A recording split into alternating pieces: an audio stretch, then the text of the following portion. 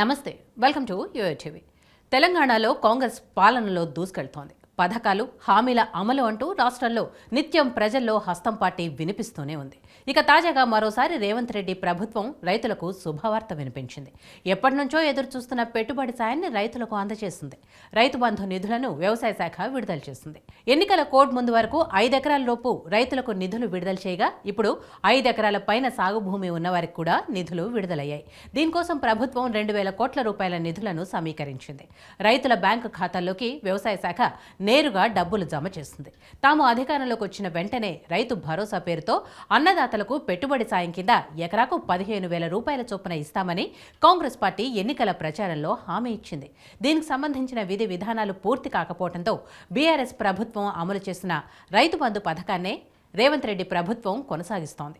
తాజాగా 5 ఎకరాల పైన ఉన్నవారికి కూడా పెట్టుబడి సాయం అందించింది. లోక్సభ ఎన్నికల ప్రచారంలో భారత రాష్ట్ర సమితి నేతలు రైతు భరోసా పథకానికి సంబంధించి రేవంత్ సర్కార్పై తీవ్ర విమర్శలు చేస్తున్న సంగతి తెలిసిందే. రైతు బంధు పథకాన్ని ఆపేశారని, 5 ఎకరాల వాళ్లకు మాత్రమే ఇస్తున్నారని, మిగతా వారికి మొండి చేయి చూపిస్తున్నారంటూ మాజీ ముఖ్యమంత్రి కేసీఆర్ కాంగ్రెస్ ప్రభుత్వంపై ఆరోపణలు చేశారు. దీనికి రేవంత్ ధీటుగా జవాబిచ్చారు. 9వ తేదీలోపు అందరూ రైతుల ఖాతాల్లో డబ్బులు జమ చేస్తామని రేవంత్ రెడ్డి స్పష్టం చేశారు. మాట ఇచ్చినట్లుగా ఈ రోజు నిధులు విడుదల చేసింది.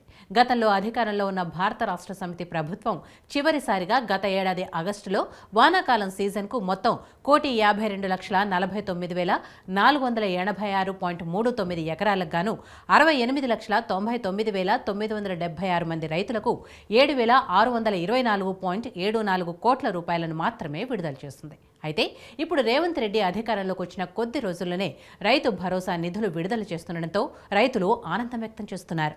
అలాగే రేవంత్ సర్కార్పై ప్రశంసల జల్లు కురిపిస్తున్నారు.